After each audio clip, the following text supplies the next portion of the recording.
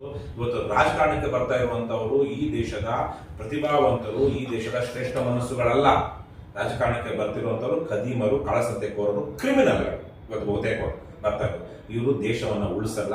ಮುಂದಕ್ಕೆ ಪ್ರಜಾಪ್ರಭುತ್ವವನ್ನ ನಾವು ಪಡ್ಕೊಂಡಿದ್ದಕ್ಕೆ ಎಷ್ಟು ಹೋರಾಟ ಮಾಡೋದುವೋ ಅದಕ್ಕಿಂತ ದೊಡ್ಡ ಮಟ್ಟದಲ್ಲಿ ಪ್ರಜಾಪ್ರಭುತ್ವವನ್ನು ಉಳಿಸ್ಕೊಳ್ಳೋದಕ್ಕೆ ಮಾಡಬೇಕಾಗಿದೆ ಇವತ್ತು. ಹಾಗಾಗಿನೇ ನಾನು ರಾಜಕಾರಣಕ್ಕೆ ಬರಬೇಕು ಅಂತ ತೀರ್ಮಾನ ಮಾಡಿಕೊಂಡು ಇವೆಲ್ಲ ಏನು ನಮ್ಮ ದೇಶದಲ್ಲಿರುವಂತಹ ವ್ಯವಸ್ಥೆಗಳು, ಪಕ್ಷಗಳು ಇವ್ಯಾವನು ಆಂತರಿಕ ಪ್ರಜಾಪ್ರಭುತ್ವ ಇಲ್ಲ, ಮತ್ತೆ ಅಲ್ಲಿ ಗುಣಕ್ಕೆ ಗೌರವ ಇಲ್ಲ, ಅಲ್ಲಿರುವಂಥದ್ದು ಹಣಕ್ಕೆ ಗೌರವ. ಹಾಗಾಗಿ ಒಂದಷ್ಟು ಜನರು, ಸಾಮಾನ್ಯರಿಗೆ ಒಂದು ಮಾಡೆಲ್ ಅನ್ನು ರೂಪಿಸಬೇಕು. ಸಾಮಾನ್ಯ ಜನರು ನನ್ನ ಹಾಗೇನೆ ಒಂದು ಸಾಮಾನ್ಯ ಹಿನ್ನೆಲೆಯಿಂದ ಬಂದಿರುವಂತವರು ಹಿಂದೆ ಹೇಗೆ ರಾಜಕಾರಣಕ್ಕೆ ಬಂದು ದೇಶಕ್ಕೆ ಒಂದು ನಾಯಕತ್ವ ಕೊಟ್ಟರು, ಅದೇ ತರಹ ಒಂದು ಮಾದರಿಯನ್ನು ನಿರ್ಮಿಸಬೇಕು ಅಂತೇಳಿ ನಾನು ಅಮೆರಿಕದಿಂದ ಭಾರತಕ್ಕೆ ವಾಪಸ್ ಆದ್ಮೇಲೆ ಅದೇ ನಿಟ್ಟಿನಲ್ಲಿ ಒಂದು ಕೆಲಸ ಮಾಡ್ತಾ ಇದ್ದಿದ್ದು. ಅದು ನನ್ನ ರಾಜಕಾರಣ ನನ್ನ ನೆಲೆಗೂ ಕರ್ಕೊಂಡು ಹೋಯ್ತು. ನಾನು ಮೊದಲಿಗೆ ದೇಶಕ್ಕೆ ವಾಪಸ್ ಬಂದ ಮೇಲೆ ಲೋಕಸತ್ತಾ ಅನ್ನುವಂಥ ಪಕ್ಷವನ್ನು ಸೇರ್ಕೊಂಡೆ. ಡಾಕ್ಟರ್ ಜಯಪ್ರಕಾಶ್ ನಾರಾಯಣ್ ಅನ್ನುವಂಥ ಒಬ್ಬ ನಿವರು ಅಂದರೆ ವಾಲಂಟ್ರಿ ತಗೊಂಡಿದ್ದಂಥ ಅವರು IAS ಆಫೀಸರ್, ಅವರು MBBS ಡಾಕ್ಟರ್ IAS ಆಗಿದ್ರು. ಆಂಧ್ರದಲ್ಲಿ ಅವರು ವಾಲಂಟ್ರಿ ತಗೊಂಡು ಅಲ್ಲಿ ಒಂದ್ಸಲ MLA ಆದರು 2009ರಲ್ಲಿ. ಸೊ ಅವರೊಂದು ಲೋಕಸತ್ತಾ ಪಕ್ಷ ಅಂತ ಒಂದು ಕ್ಲೀನ್ ಅಂಡ್ ಆನೆಸ್ಟ್ ಪಾಲಿಟಿಕ್ಸ್ ಅಂತ ಮಾಡಿದ್ರು. ಅದರಲ್ಲಿ ಸೇರ್ಕೊಂಡು ಒಂದು 2 ವರ್ಷ ಕೆಲಸ ಮಾಡಿದೆ ಕರ್ನಾಟಕದಲ್ಲಿ.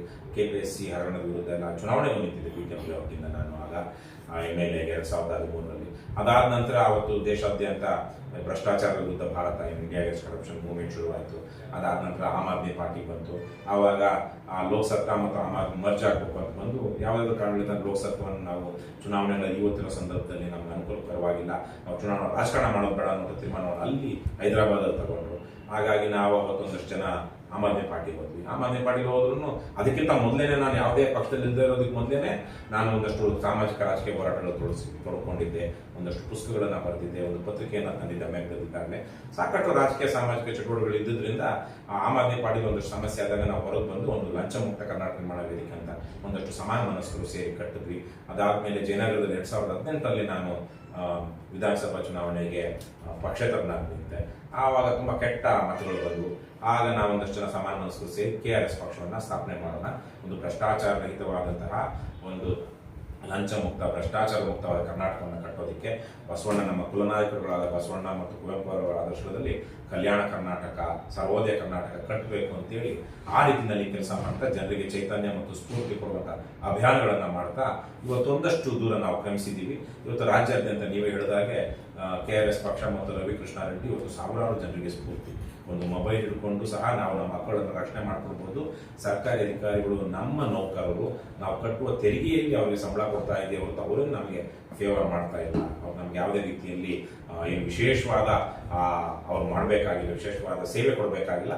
ಅವರು ನಮಗೆ ಸಂವಿಧಾನದ ಪ್ರಕಾರ ನಾವು ನೇಮಿಸಿಕೊಂಡಿರುವಂತಹ ನೌಕರರು, ಅವರು ನಮ್ಮ ಹಕ್ಕುಗಳನ್ನು ಕಾಪಾಡಬೇಕು ಮತ್ತು ನಮ್ಮ ಸೌಲಭ್ಯಗಳಿಗೆ ಏನು ನಾವು ಹಕ್ಕುದಾರರಾಗಿದ್ದು ಅದನ್ನು ಕೊಡಬೇಕು ಅನ್ನುವಂತಹ ಒಂದು ಧೈರ್ಯವನ್ನು ಇವತ್ತು ಕರ್ನಾಟಕ ರಾಷ್ಟ್ರ ಸಮಿತಿ ಪಕ್ಷ ರಾಜ್ಯದಲ್ಲಿ ಲಕ್ಷಾಂತರ ಜನರಿಗೆ ಕೊಟ್ಟಿದೆ. ಆದರೆ ಚುನಾವಣೆಗಳಲ್ಲಿ ಇಟ್ಸ್ ಎ ಡಿಫ್ರೆಂಟ್ ಬೀಸ್ಟ್. ಯಾಕೆಂದರೆ ಎಲ್ಲಾ ತರಹದ ಇದ್ರೂ ಜನ ಒಂದಷ್ಟು ಸಂದರ್ಭಗಳಲ್ಲಿ ತಪ್ಪುಗಳು ಮಾಡ್ತಾರೆ. ಇನ್ನೂ ಚುನಾವಣಾ ರಾಜಕಾರಣ ವಿಚಾರವಾಗಿ ಕಳ್ಳರನ್ನ, ಖದೀಮರನ್ನ, ದುರುಳರನ್ನ ಬೆಂಬಲಿಸುವಂತಹ ಒಂದು ಪರಿಸ್ಥಿತಿ ರಾಜ್ಯದಲ್ಲಿ ಇವತ್ತು ಮುಂದುವರಿತಾ ಇದೆ.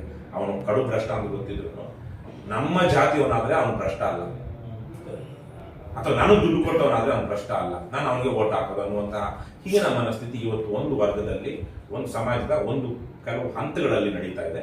ಹಾಗಾಗಿ ನಾವಂತೂ ತೀರ್ಮಾನ ಮಾಡಿದ್ವಿ ನಮ್ಮ ಪಕ್ಷದಲ್ಲಿ ನಾನು ಸೇರಿದಾಗೆ, ನಾವು ಯಾವುದೇ ಕಾರಣಕ್ಕೂ ಚುನಾವಣಾ ಅಕ್ರಮಗಳನ್ನ ಮಾಡೋದಿಲ್ಲ. ಚುನಾವಣಾ ಆಯೋಗ ನಿಗದಿಪಡಿಸಿರುವಂತಹ ಮೊತ್ತ ಏನಿದೆ ಅದಕ್ಕಿಂತ ಹೆಚ್ಚಿಗೆ ನಾವು ಖರ್ಚು ಮಾಡೋದಿಲ್ಲ. ಯಾವುದೇ ಕಾರಣಕ್ಕೂ ಹಣ ಹಂಚಿ, ಹೆಂಡ ಕುಡಿಸಿ ಅಥವಾ ಇನ್ನೊಂದೇನೋ ಮಾಡಿ ಓಟ್ ಕೇಳೋದಿಲ್ಲ. ಜನ ಅವ್ರಿಗೆ ಅಗತ್ಯ ಇದೆ, ನಮ್ಗೆ ಒಳ್ಳೆಯವರು ಬೇಕು ಅಂದ್ರೆ ಆಯ್ಕೆ ಮಾಡ್ಕೊಡ್ತಾರೆ. ಇಲ್ಲಾಂದ್ರೆ ನಮ್ಮ ಪಾಡಿಗೆ ನಮ್ಮ ಕೆಲಸ ನಾವು ಮಾಡ್ತಾ ಹೋಗೋಣ. ಜನರಿಗೆ ಏನೋ ನಾವು ಒಳ್ಳೇದು ಮಾಡ್ಬೋಣ ಅಂತೇಳಿ ನಾವು ಕೆಟ್ಟ ದಾರಿ ಹಿಡಿದು ಒಳ್ಳೇದು ಮಾಡೋಕ್ಕೆ ಸಾಧ್ಯನೇ ಇಲ್ಲ. ಹಾಗಾಗಿ ಯಾಕಂದ್ರೆ ಪ್ರಜಾಪ್ರಭುತ್ವ, ಜನಗಳು in democracy people get the leaders they deserve ಅಂತ ಒಂದು ಮಾತು. ಆವತ್ತಿನ ಸಮಾಜಕ್ಕೆ ಅರ್ಹರಾದ ಯೋಗ್ಯರಾದ ಜನ ನಾಯಕರಿರ್ತಾರೆ. ಸೊ ಹಾಗಾಗಿ ನಾವು ಆದರೆ ಅಗತ್ಯ ಬಿಡೋಕ್ಕಾಗಲ್ವಲ್ಲ, ನಮ್ಮ ಪ್ರಯತ್ನ ನಾವು ಮಾಡ್ತಾ ಇದ್ದೀವಿ ಇವತ್ತು.